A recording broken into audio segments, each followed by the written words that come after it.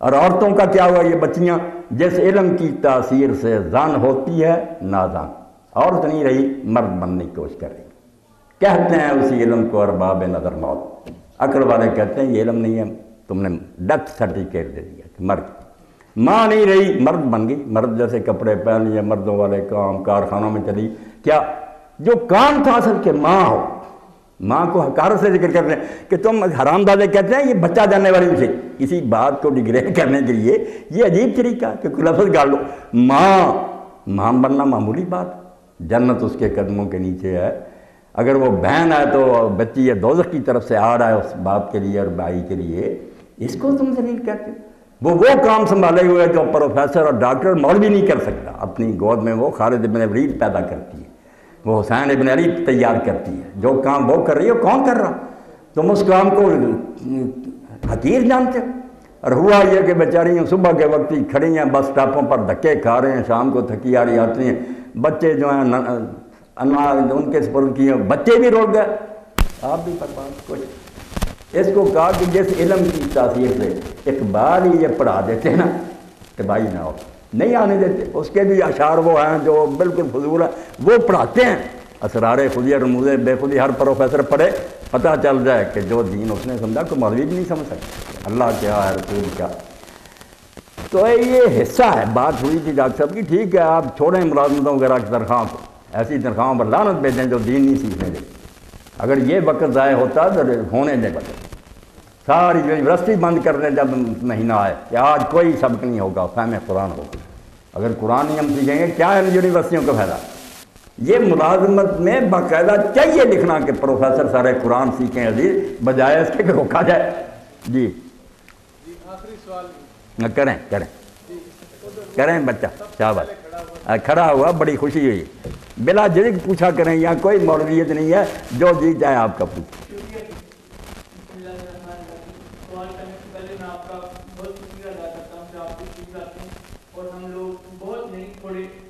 تھوڑے لوگ مستفید تو ضرور ہوتے ہیں، تو سوال میرا سود اور رشوت خوری کے متعلق ہے کہ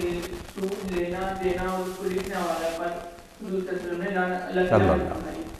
اور اسی طرح رشوت لینے والا اور دینے والا دونوں بنائی، لیکن ہمارے معاشرے میں یہ ہمارا اس میں جھگڑا ہوا ہے کہ مجبوری کی حالت میں، مثلا ایک گورنمنٹ کا ملازم ہے تو اس کے پاس اتنے پیسے نہیں ہیں کہ وہ اپنا گھر خرید سکے، تو وہ بینک سے لون لیتا ہے،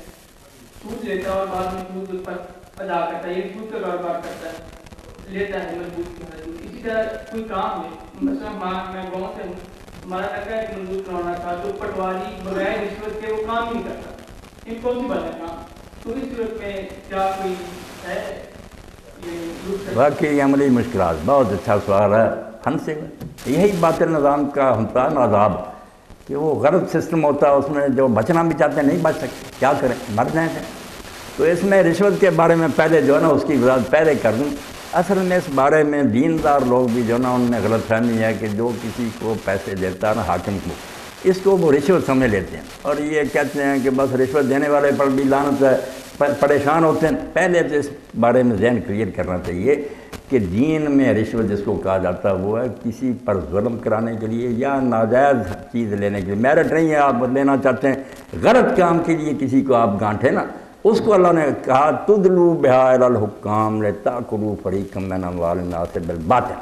حکام کو پیسے دینے تاکہ دوسروں کا مال غلط طریقے سے آپ پر ظلم کرانے کے لیے، یا ظلم آپ خود کرنا چاہتے ہیں کہ نہیں آپ کا حق لینا چاہتے ہیں، یہ حرام ہے، یہ رشوت کہلائی۔ جو اپنے سے دفع مضرت، خواہ پولیس آپ کو پکڑ رہی ہے یا کوئی ظلم کر رہا، وہ نہیں ٹلتا جب تک آپ نہ دیں، یا آپ کا حق ہی جیسے پٹواری والا، ایسی باتیں جو ہے نا کہ اپنا حق لینے کے لیے یا اپنے سے ظلم دفع کرنے کے لیے اور جو آپ دیں گے نا، یہ رشوت نہیں ہوگی، آپ کو کوئی گناہ نہیں ہوگا، لینے والا خنزیر کھائے گا، وہ بھگتتا پھرے گا، آپ کو ذرا برابر گناہ نہیں۔ علماء اسلام نے بالکل اس کو واضح کیا، حضرت عبداللہ بن مسعود رضی کو اسی طرح حبشہ میں پکڑ لیا، سپاہیوں نے 2 دینار دیے، جان چھڑا لی۔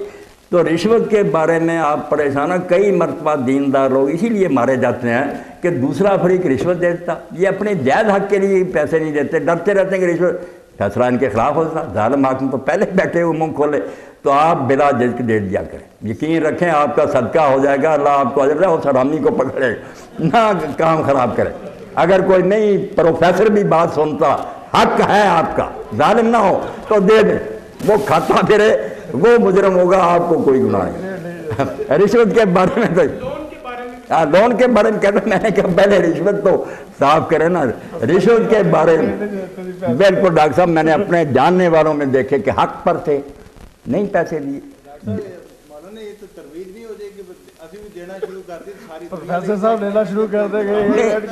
یہ ہماری تو نیت یہ نہیں صدیقی صاحب کہ یہ ترویج پائے، مگر چونکہ ہے اگر نہیں دیں گے تو ترویج تو اپنی جگہ رہے گی، وہ تو چلتی رہے گی، ہم تو تباہ ہو جائیں گے نا، ہماری جائیدادیں دوسرے عرب کر لیں۔ دو بندے ہیں، ایک حق دوسرا بھی سمجھتا میں حق پہ ہوں، میں بھی سمجھتا ہوں میں حق پہ ہوں، دونوں دے دیتے ہیں پیسے، تو فیصلہ کیسے ہوگا پھر؟ نہیں دونوں تو ڈاکٹر صاحب حق پر نہیں ہو سکتے، ڈٹرمن کون کرے گا کہ کون حق؟ نہیں وہ جو ہے نا، اس کے لیے تو کسی مفتی کی ضرورت نہیں۔ اللہ کے رسول علیہ السلام فرماتے ہیں اپنے دل سے فتویٰ پوچھا کرو، اس سے بڑا مفتی کوئی نہیں، تمہارا دل بتاتا ہے کہ تم حق پر ہو جائے،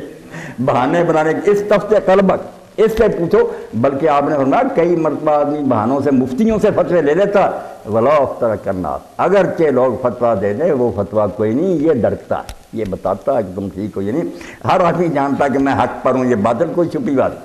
دوسری بات تو سود، ہاں سود کی بات بچے نے کی ہے، یہ بھی ٹھیک۔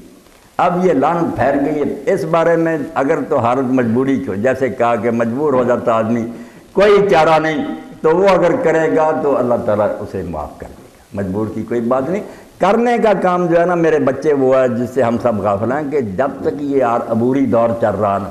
ہم نہ سود ختم کر سکتے ہیں نہ رشوتیں۔ کوشش کہ احساس پیدا ہوا کہ اس کو اٹھنا، اس نظام کی بجائے دین اسلام کو لانا، اس کے لیے اگر ہم کوشش کریں، فکر مند ہو جائیں، منظم ہوں اور جو اپنے بس میں کریں، پھر انشاءاللہ معاف ہو جائے گا۔ آپ دیکھیں یہ سود جو ہے سورہ روم میں اللہ تعالیٰ نے اشارہ کر دیا تھا کہ یہ اللہ کو نہیں پسند، صحابہ کرام جیسے فضائی حضور کو نصیب تھے، آیتیں اتر چکی تھی حرام کی، مگر خطبہ حجت الوداع میں بند کیا۔ یہ لوگ جو کہتے ہیں سود بند کر دو، انہونی بات نہیں کرنی تھی، ایک سسٹم چل رہا، یہ پھونک مارنے سے ختم ہو جائے گا۔ فتح مکہ پر بھی نہیں ختم کیا، حجت الوداع میں وفات سے تھوڑے دن پہلے فرمایا آج میں سود کو ختم کرتا ہوں، اور سب سے پہلے اپنے چچا عباس کا ختم کرتا ہوں۔ جب ہمارا ہولڈ ایسا ہو جائے گا نا کہ امریکہ کی بجائے ہم سپریم پاور ہوں گے، اللہ وقت لائے امام مہدی علیہ السلام کی طرح، ساری دنیا کی معیشت پر ہمارا ہولڈ ہے، پھر صرف ہم نہیں چھوڑیں گے، کسی ملک کو سود نہیں لینے دیں گے۔ جیسے حضور کا جب اقتدار مل گیا، آپ نے نجران کے عیسائیوں کے ساتھ معاہدہ کیا، وہ کافر تھے، فرمایا نہیں سود اگر تم لوگے معاہدہ ختم، ہمارے لشکر نجران میں داخل ہو جائے گا۔ جب ساری دنیا سے ہم روک سکیں گے نا، اس وقت سود روکا جا سکے، ورنہ ہم اپنے ملک میں کہہ دیں کہ سود نہ لو، بھائی باقی دنیا کہے گی ہم سود کے بغیر کاروبار نہیں آپ کے ساتھ کر رہے، ان کے بینک چلتے رہیں گے، تو ان حالات میں کون چھوڑے گا؟ تو جو بات نہیں ہو سکتی اس کے بارے میں فکر مند نہیں ہونا چاہیے، فکر اس کی کرنی چاہیے کہ ہمارے اندر اسلامی انقلاب کے لیے کوئی طرف ہے، کوئی کوشش کرتے ہیں، اس کے لیے کوئی محنت کرتے ہیں، پھر انشاءاللہ یہ جو ہے نا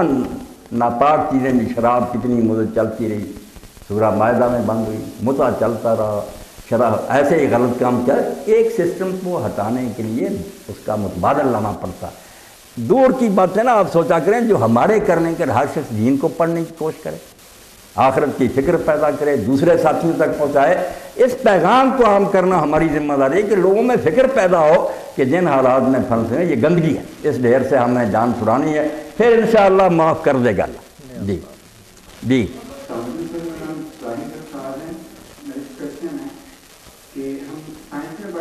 مادہ فنا نہیں ہوتا، لیکن قیامت کے روز کام کی ظاہر ہے کہ ہر چیز فنا ہو جائے، فنا کو سرک نہیں کیجیے گا کہ لائی مان کے کیا معنی ہے اور سلوبی کیا معنی ہے۔ اب تو یہ تھوڑی بھی بہت پرانی ہو گئی کہ مادہ فنا نہیں ہو سکتا، لوگوں نے جب انرجی نکل آئی تو دیکھ لیا کہ مادہ ختم ہو کر انرجی میں تبدیل ہو جائے گا، مگر دین جو کہتا ہے نا میرے بچے، دین نے جو بات کہی نا کہ قیامت، اس میں یہ بات نہیں کہ عدم ہر شے جو ہے نا وہ سرے سے رہے گی نہیں، وہ میٹر ہوگا، ٹوٹا پھوٹا ہوگا۔ فنا جو آپ کے ذہن میں نا کہ حالت عدم ہو جائے گی جیسے پہلے تھی دنیا بننے سے کہ کچھ نہیں تھا، ایسا نہیں ہوگا، صرف آسمان ٹکڑے ٹکڑے ہو جائے گا، پہاڑ ریزہ ریزہ ہو کر اڑ جائیں گے، ان کا میٹر اسی طرح رہے گا، ایسی فنا نہیں ہوگی کہ سرے سے کوئی میٹر ہی نہیں، सब मैटर होगा, उससे दोबारा अल्लाह ताला नया जहान बना दे। अदम नहीं,